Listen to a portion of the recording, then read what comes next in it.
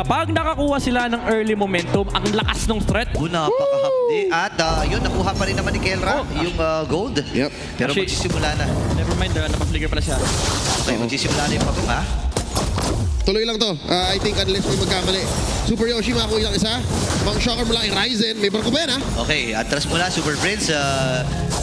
Pinipwestuhan lamang yung mga miyembro ng Smart Mega at hindi na makakalapit. Matutulog sa punong pagaw na laban. Pero tumama din yung mga shocker. Habang pasok na si Super Yoshi. Falling Storm naman para kay James. Habang isa yung Super Prince. Buti na lang sarado at naharangan. Ngayon naman si James nagamit yung kanyang Purifier. At doon yung final slash para kompletuhin yung naging play. Mukhang kaya ng Omega pero pag nagsama-sama ang Super Fam, nagbabago. Oh, Nets! Ay, naku po naman! Kailangan matras si Nets dito, baba na kanyang buhay. Pero Si Netsky at si Kerran hindi na gumalaw, ha? oo nga eh, papakiramdaman lang talaga yan eh. May BMI kasi na pwede gamitin ito si Kelra para ipan-check dun sa mga bush. Ngayon nagsisimula na yung ikalawang pagong. Si Bruce at si Ryota ay nakatago din. Meron siyang final slash na kailan niya gagamitin. Super Yoshi na una na para sa seta pero tinirmahan yung final slash. Nagpatirin na with Dark Knight Falls. Kailangan ba ito Super Yoshi pero nagdo... Bad! Nakaka-bad trip to yan. Bad trip si Yoshi Kieno kay Brusco. Na hinatak na. Bruce ko buhay pa rin at ha. Baliktad! At yun yung final slash. Ngayon naman ay hahabol pa si Kiko. Kahabol na yun si Ryzen. At makakatakas pa kung sino yung nagamit na rin dito yung Super Yoshi. Habang si James, pumopront na naman din. Baba na buhay dito ni Kiko. Kailangan niya matal Falling Storm. Netsky! Pero nandun si Netsky nagamit Dark Falls. Pero sasalubin ni Kera with that blazing duets. Pero nabuhay pa ito. Mabubuhay pa rather. Ito si Netsky. Hahabulin pa. Ngayon ko lang nakita naglaban yung Unggoy, yung Pagong, yung Ipis. Siklot kasi yung Unggoy yan eh. Ito sama-sama na ata. Random execution! Tunaw kagad itong si James.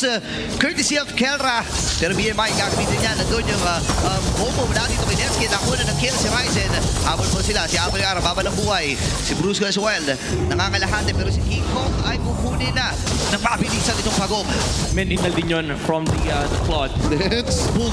Ayan na, inabutan na ha. Ngayon, Netsky, kailangan matras. Kailangan man yung buhay. Pero sasalubugin siya ni Super Yoshi.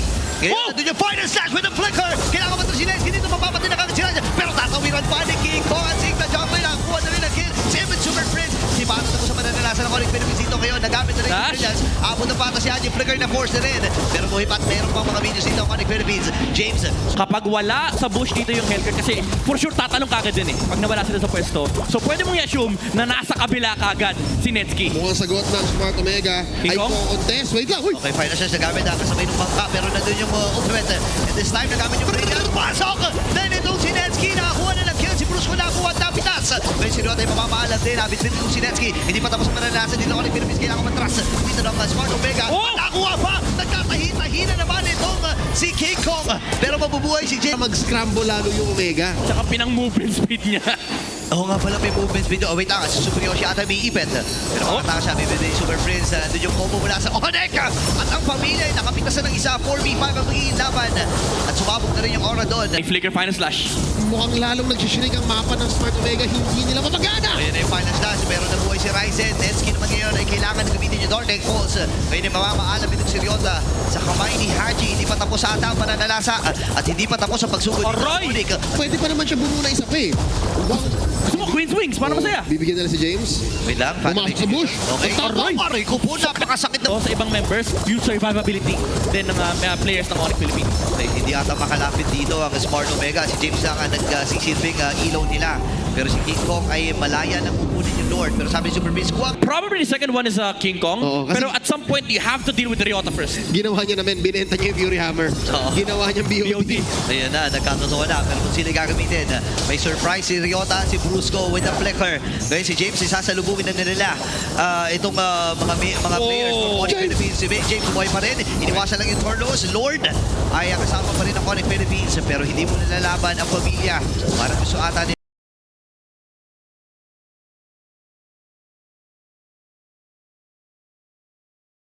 Tuloy lamang ang pag-wave dito ng Smart Omega. Pero unti-unti nababawasan yung base. Ngayon naman papasok at sa si Yoshi. Pero sapat ba yung kanilang damage? Parang hindi yata kailangan matrasin ng Ryota. Si James kalati ni kanyang buhay. Ito yung Solos. Napakahapde. Ito na yung mga ultimates. And this time ay ready na ang Conic Philippines sa luminis. Pero wala silang mga minions. Buhay si Super Yoshi. Si Siriota ang baba ng kanyang buhay. Ngayon nagamit din yung Brilliance para dito kay Haji. Next round, may wave na sila nakasama. Pero pag-target after rin si Kera. BMI, may nagamit niya rin. Ngayon makikipagsama na base ang magiging target ng Onyx Philippines. Pathuli ng game 1. Ranger. So, body system. At naka-purify pa. Okay, so Onyx PH, the Super Fam, handa sila para harapin ang additional crowd control na dala ng bagong barangay. Game number 2, match point para sa Onyx PH. Smart Omega humahabol, nagpupumilit, marating ng game number 3. Pre, sinasabi kasi natin kanina, nung game number 1 bitin na bitin sa crowd control dito ang Smart Omega. Sabi, sige, Midnight, sige, Burrito, sige, Leo, pupunaan natin ngayon ang crowd control. Dami ngayon nilang crowd control. Sabi nyo kasi. Sabi nyo kasi. Smart Mega na masaya. Sila, yung lapo-lapo ni James, ayan, sakit sa ulo niya. Aga, pre, 30 Sobrang- seconds pa lang, napaplinker na kagad. Hindi na niya pwede sabihin na wala siyang pera. Di talaga. O yan na, sisimula na ata ang unang pag-go ng laban.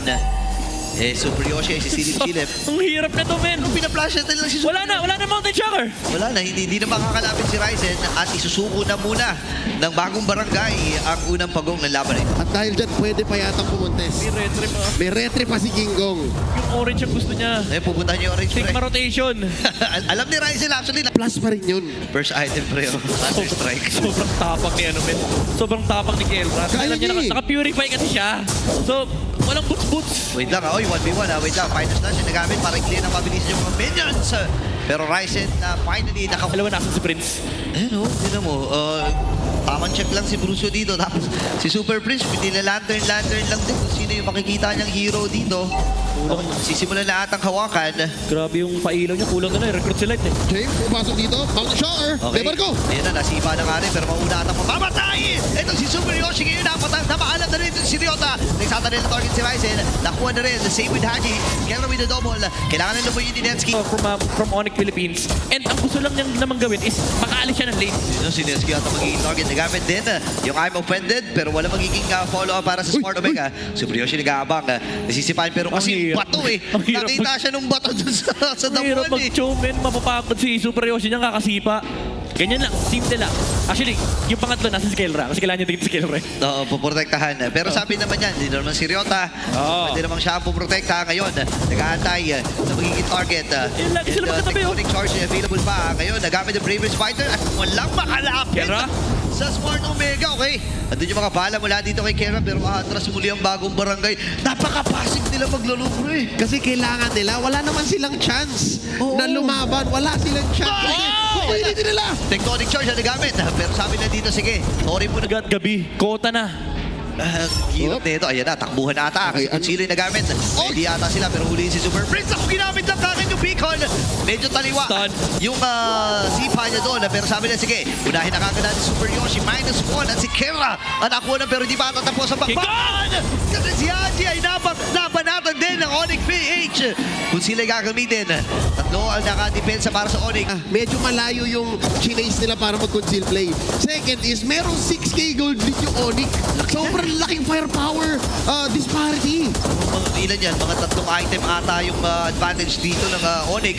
Pero tinan mo naman si Brusco, pre, pinagtutulong-tulungan, tapos recall na lang. Wala Ang eh. isinasagot niya dito sa dalawang membro ng Omega na kumakaltok sa kanya. Hinihintay pa yung 10-10 para ang labas ng Lord 10-41. Oo, ang tagal niyan. Kasi kukontrol nila yung tri-waves, kukunin nila yung jungle creeps ng Smart Omega. Pagpasok ng Lord, baka 8,000 na yung lamang ng Onyx Philippines. Pang lane setup perfectly, giving them time. Brusco. Okay po rin si Brusco dito. Men, tatlong ultimates na ang Nahulihan, yun na yun eh. Yun na, wait. Sino gagamitin din? Brusco ay nag-aabang. Meron siya, wala pa naman siya tectonic charge dito, pero may Yoshi? final slash. Yoshi, nag-aabang din ng timing, pero nakita na siya ni Brusco. Basag yung orange sa gitna. Punta ata sila sa may bandang itaas. Lord ay kasama pa Wow! ng tectonic charge with a flicker. Papasok na dito ang pamilya. Ngayon si James, pinuntahan na rin sa bandang ko si Kera, pero mabibigpet. Kailangan babanan ng buhay ni Kera, hindi mabubuhay. Baba, hindi na. At si Super Yoshi na ako lang yung Lord ay buhay pa rin nandun sa may bandang gitna. Pero ilang miyembro pa ang natitira sa Smart Omega. Si James ay mamamatay din with that phantom execution. 4 members pa ng Onyx ang buhay. That's it. Kailangan That's na it. si Super Yoshi. Same with Haji. At inaantay at tinititigan na lang that Super Family na tapusin ang laban na to. 2-0 sweep para sa Super Fam.